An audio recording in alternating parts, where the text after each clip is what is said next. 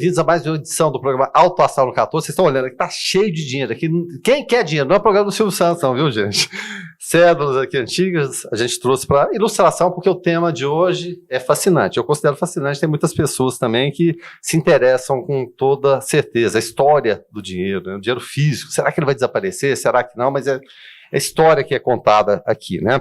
Então vamos apresentar nosso convidado, mas antes falando o seguinte: a gente vai falar de cédula, de dinheiro, de papel moeda, enfim. E isso se refere ao quê? A numismática, que vem do grego clássico nomisma, através do latim numisma, moeda. E é o estudo sob o ponto de vista histórico, artístico e econômico das cédulas, moedas, medalhas também, muito embora também o termo seja empregado como sinônimo ao colecionador desses itens. Meu amigo Fernando Galim, numismata, seja bem-vindo aqui ao programa Alto Astral 14, coisa boa. Salve, salve, Guilherme, salve, salve, telespectador. É uma alegria estar aqui com você hoje, hein, Guilherme? Falando que a gente gosta, né? Dinheiro. Quem não gosta de dinheiro, hein? Eu trouxe até para ilustrar algumas coisas que eu tenho lá em casa, para o Fernando verificar também, porque o Fernando é um especialista, sem dúvida nenhuma. Mas se a gente falar um pouquinho do dinheiro aqui, o que te levou a ser um numismata, o Fernando? Qual que é a sua formação profissional? Muita gente fala, mas é numismata, não faz mais nada, não? Né? Não tem muito disso. É igual o camarada aqui, profissional, artista. Não, mas você não trabalha, não? Fala um pouquinho dessa história pra gente. Vamos lá, eu tenho formação em Direito, eu sou advogado. Então trabalha também. Trabalho, então não vivo só da numismática, não. A numismática é um hobby, né? Sim. A numismática, que já foi o hobby dos reis, né? Dom Luís I de Portugal era fascinado em colecionismo, fascinado em cédulas, em moedas antigas, né? E o que acontece? Com o tempo isso foi popularizando. A gente começou, Guilherme, colecionando. Eu não comecei estudando. Eu comecei juntando ali. Meu pai tinha uma caixinha. Meu pai antigamente passeava nos comércios, chegava lá e falava assim: ô moço, me vê, década de 70, hein? Sim. Moço, me vê um dinheiro antigo que você tem aí. E aí o rapaz tinha lá debaixo, usava muito colocar um vidro sobre a mesa, essa, né? É a cena clássica, né? Essa clássico. Chegava lá, tinha uma nota igual essa aqui lá de baixo, ele pegava, toma essa aqui, garoto, e levava. Outros tinham um quadro na parede, né? Pregava, passava cola assim na cédula e botava a cédula na parede. Meu Deus do céu. Eu já desmontei quadro desse aí, pra você ter ideia. Sim. Mas comecei desse jeito. Juntando uma cédula daqui, uma de lá, e meu pai me contava a história, né? Falava, esse aqui, meu pai dava para minha mãe uma nota dessa daqui, ela ia na feira e voltava com a caixa disso, com a caixa daquilo, e eu fui tomando gosto. A partir do momento que eu fui tomando gosto, eu olhei aquela coleção, coloquei igual você pôs aqui na mesa, por valores, vi o que tinha repetido, separei, vi o que tinha faltando, comecei a perceber, especialmente naquele período do Cruzeiro de 42, tinham cédulas ali que umas eram todas azuis e outras eram coloridas. Tinham cédulas laranjadas, verdes, vermelhas. E eu comecei a ver essas diferenças, né? E separar essas cédulas. De repente, quando eu percebi, isso já estava dentro de uma pasta, por valor organizado, e eu já estava estudando para ver a diferença disso. Foi assim que eu tornei numismata. Olha só, rapaz. Que coisa interessante.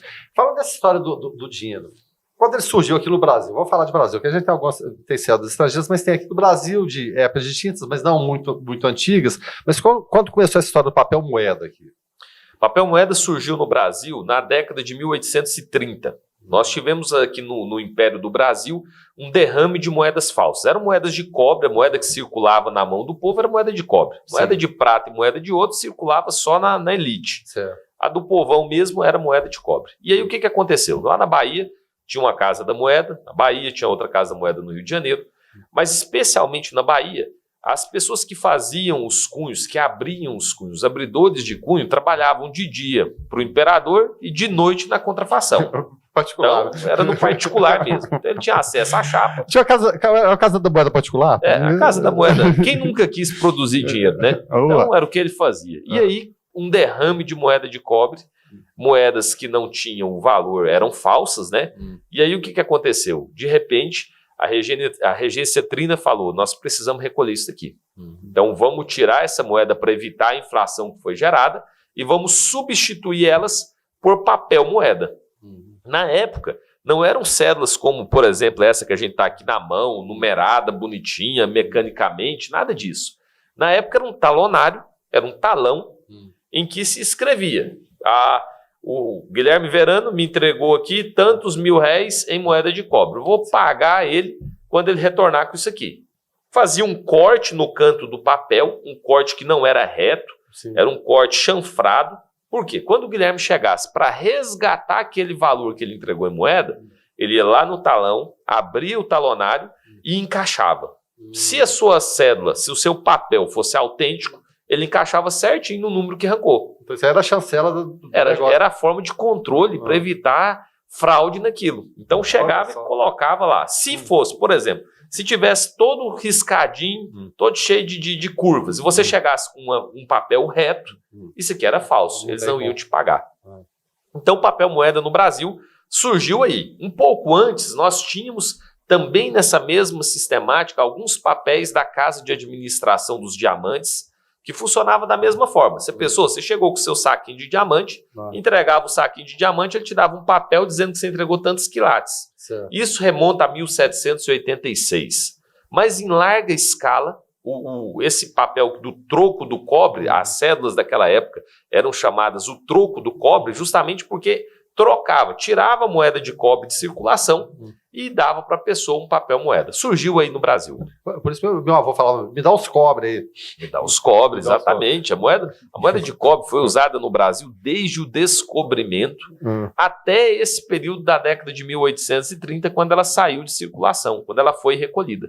Então você observa, são 330, 340 anos de moeda de cobre rodando no Brasil.